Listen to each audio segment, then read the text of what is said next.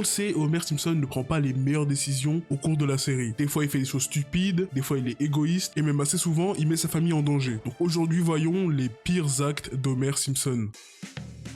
On suit Marge et son groupe d'amis investisseuses, composé d'Edna, Agnès, Maud et Hélène. Après avoir doublé leurs gains, elles décident d'investir dans une franchise, mais Marge n'est pas très chaude à l'idée de le faire. Du coup, les autres investisseuses la virent. Le soir, elle se plaint à Homer qu'elle se soit fait virer de son groupe. Et pour se venger, Lisa lui donne l'idée d'investir elle seule dans une franchise. Et pour ça, ils vont se rendre à la convention des franchisés. Et après la visite de plusieurs stands, Marge commence à abandonner l'idée d'investir, mais c'est en voyant son ancien groupe que ça lui redonne la niaque. Elle refuse de partir avant d'avoir acheté une franchise. Et pendant que le groupe d'investisseuses tombe sur la pépite, un food truck qui vend des sandwichs pita, Marge qui voulait elle aussi investir dans le food truck se fait voler son investissement, mais décide d'en trouver un autre. Et elle tombe sur un vieux monsieur qui lui parle des bretzels. Sec, salé, pas bon, mais certaines personnes aiment ça. Et elle lui achète sa franchise pour 500 $. Après avoir acheté la franchise, elle doit maintenant apprendre à faire des bretzels. Elle installe un bureau dans son garage et se met à créer ses premiers bretzels. Une fois qu'ils sont validés par l'inspecteur des bretzels, et qui est Homer, elle peut enfin se mettre à vendre des bretzels. Et elle commence directement sur le lieu de travail de son mari, qui lui fait croire à ses collègues que le bretzel c'est la nourriture hype du moment. Et bien que techniquement ils arrivent à vendre un bretzel, dès l'arrivée au même endroit de son ancien groupe, ces bretzels passent au second plan. Et pour trouver des nouveaux clients, elle décide de s'écarter du lieu de travail de son mari. Et heureusement, elle tombe sur Cletus, qui lui demande 300 bretzels. Mais malheureusement, ils avaient fait un coup de pub un peu plus tôt dans l'épisode, où ils offraient un bretzel gratuit pour un coupon. Et Cletus en a ramassé 300, ce qui fait qu'il a eu les 300 gratuitement. Marge a définitivement abandonné l'idée d'investir. Et pour Homer, c'est pas convenable de voir sa femme triste. Du coup, il décide de rendre une visite au propriétaire de la franchise, pour qu'il puisse aider sa femme. Mais malheureusement, mauvais timing, il est déjà de l'autre côté. Et donc, il va s'adresser à la seule personne vers qui on peut se tourner quand tout va mal, la mafia, avec qui il va conclure un deal pour qu'ils achètent en masse des bretzels et qu'ils fassent en même temps disparaître la concurrence. Et après avoir fait décoller les ventes de bretzels, Homer doit rendre un service à la mafia, qu'il refuse. Mais bon, ça marche pas comme ça, c'est la mafia, et ils vont piéger Marge et lui dire qu'elle a 12 heures pour les rembourser. Marge ne comprend pas, mais il lui explique que pendant des semaines et des semaines, Marge qui pensait faire des vraies ventes, elle faisait juste partie d'un coup monté. Et découvre qu'Homer avait un contrat avec la mafia et que maintenant ils sont endettés. Mais au lieu de rendre l'argent, ils vont faire quelque chose qu'ils font tous les jours, des bretzels. Et le lendemain, quand Tony se présente à leur porte, Marge refuse de lui rendre son argent et il va tenter de la supprimer. Mais son ancienne bande d'investisseuses, qui ont vu leur commerce se faire détruire et littéralement exploser, ont contacté un groupe de Yakuza. Tout ça pour qu'ils affrontent la mafia. Et au lieu que ce soit Marge et Homer qui se fassent blesser, ça finit en guerre de gang. Ouais, Homer est plutôt irresponsable, hein. Contacter la mafia juste pour vendre des bretzels.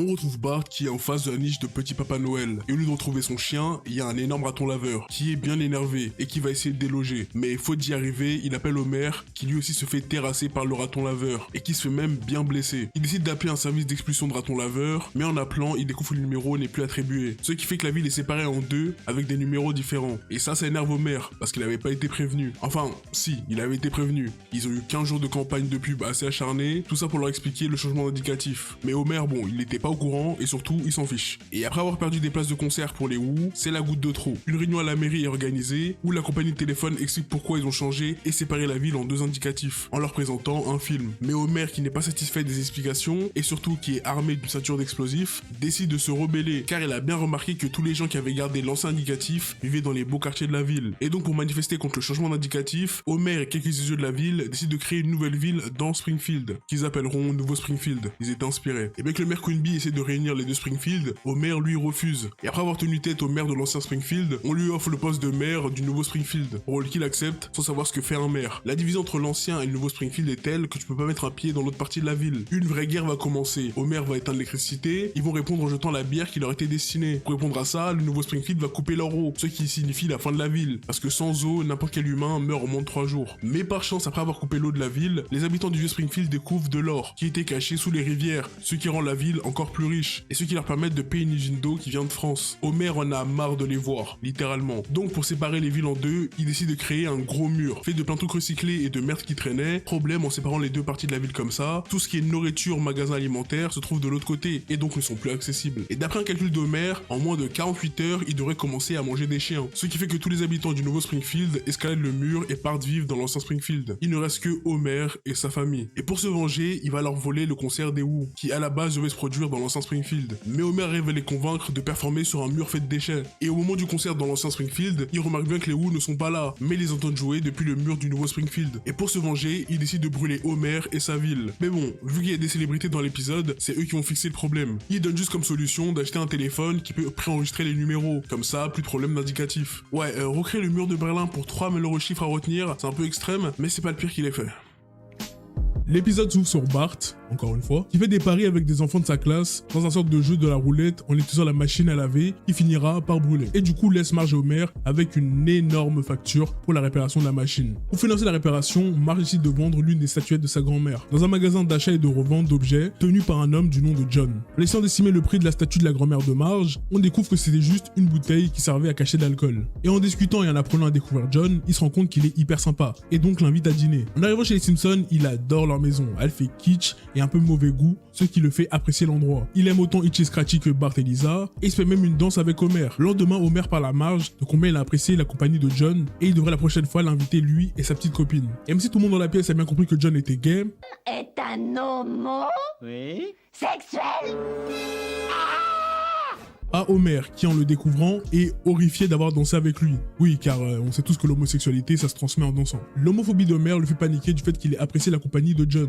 Mais Marge et les enfants l'apprécient et donc continuent à rester amis avec lui et à faire des sorties tous ensemble. Après le retour d'une de leurs sorties, ils remarquent que Bart a une chemise hawaïenne et suspectent Bart d'être gay à cause de l'influence de John. Et pour s'assurer que Bart ne devienne pas un homo, ils décident de lui montrer qu'est-ce que c'est un vrai homme, en l'exposant à plein d'activités bien masculines. Et en l'emmenant dans une usine pour lui montrer des hommes fuyant au travail, qui se trouvent tous être des personnes gays. Bien tenté, mais c'est un échec. Et donc sur les conseils de Moe, il décide d'emmener Bart à la chasse. Parce qu'il n'y a rien de plus masculin que tuer un animal, bien sûr. Ouais, non, mon grand, t'as pas le droit de conduire, t'as que 10 ans. Non, tu vas chasser. T'es déjà allé à la chasse aux chevreuils, Barty? Non, moi je trouve que des mecs qui se retrouvent entre eux dans les bois, c'est un côté homo. Bien que parti à la chasse pendant plusieurs heures, il n'arrive pas à trouver un cerf que Bart pourrait abattre. Par chance, c'est un village de Noël pas loin d'où il se trouve. Donc s'il peut pas trouver un cerf dans la nature, autant aller les chercher directement. Quelle bonne idée. Une fois le fusil en main, Bart refuse de tuer le cerf pour prouver qu'il est un homme. Et c'est là qu'une attaque de cerf commence. Eux qui étaient venus en tant que chasseurs finissent gibier. Marge, au courant des plans d'Homer, décide d'en informer John pour qu'il puisse les arrêter avant de tuer un animal innocent. Mais John, qui n'est pas bête, il sait que ce n'est pas la saison du cerf, donc ils ne sont pas dans la nature actuellement. Ils auraient pu rester toute la nuit dehors sans en trouver un seul. Mais c'est où se trouve le village de Noël qui abrite des cerfs et il se dit qu'ils sont probablement allés là-bas. Les cerfs se retournent contre le groupe d'Homer et comme des hommes courageux, ils se cachent. À part Homer qui n'a pas eu le temps et qui doit essayer de sauver Bart pendant que les cerfs lui envoient des multiples coups de tête. Mais avant qu'Homer rentre son dernier souffle, John arrive et active un petit jouet Père Noël, ce qui fait se calmer les cerfs, faisant par la même occasion les trois froussards qui se pensaient être des hommes, en faisant lentement disparaître les préjugés d'Homer. C'est le nouvel an à Springfield et tout le monde le fête dans la ville. Et dès que Ned entend les premiers feux d'artifice, il sait que la nouvelle année commence et donc il décide d'aller poster son avis d'imposition. Là où le reste de la ville le fera uniquement le 4 avril, la dernière échéance pour déclarer ses impôts, avant que l'État vienne vous pourchasser. Et Homer voit tout ça depuis chez lui, à la télé, et traite tout le monde d'idiot, car ils font leur déclaration au dernier moment. Mais c'est quand Lisa lui fait remarquer que lui non plus n'a pas posté sa déclaration, qu'il se rend compte qu'il devrait peut-être pas être devant la télé, mais lui aussi être au bureau de poste. Donc Homer, en plus de faire des fausses déclarations, doit rouler le plus vite possible jusqu'au bureau de poste. Et bien qu'il prenne du retard sur le chemin, il arrive au dernier moment à poster son avis d'imposition. Mais à cause de sa forme farfelue, au lieu de tomber dans les courriers envoyés, il tombe dans le mauvais bac. Ce qui fait que maintenant, l'État recherche Homer et ils vont le capturer dans le bar de mots. Une fois capturé, le bureau de poste menace Homer de le faire passer 5 années en prison. Mais lui, il commence à pleurnicher et à leur dire qu'il est prêt à faire n'importe quoi pour éviter tout ça. Et là...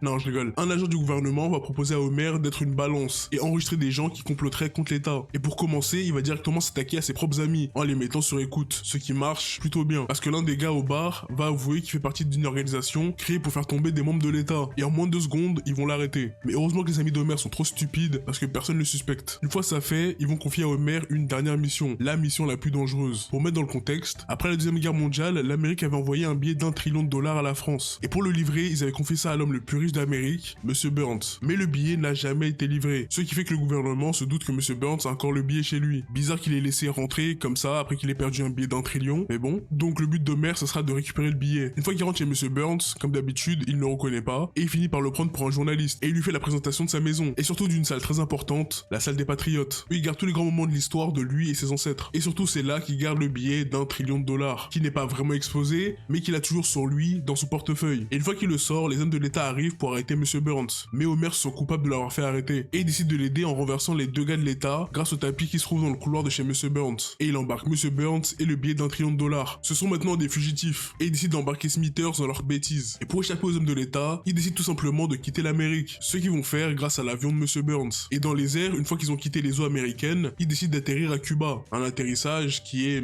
maîtrisé. Et directement dès leur arrivée, ils demandent d'avoir le président du pays pour qu'il puisse y vivre, et surtout leur montrer le billet d'1 trillion de dollars. Ce qui tombe bien pour Cuba parce que le pays est clairement sur la faillite. Et donc ils décident d'échanger avec Monsieur Burns et surtout de voir le billet d'1 trillion. Et une fois que Monsieur Burns lui passe le billet d'1 trillion pour qu'il le voit, et ben y a plus. Ils se sont fait arnaquer et voler leur billet d'1 trillion, et leur seule solution c'est de retourner en Amérique, pays qui viennent d'échapper et où ils sont considérés comme des criminels. Et bon, c'est les Simpsons, donc peu importe tout le mal que Homer peut faire dans cet épisode, tout sera oublié dès le début du prochain.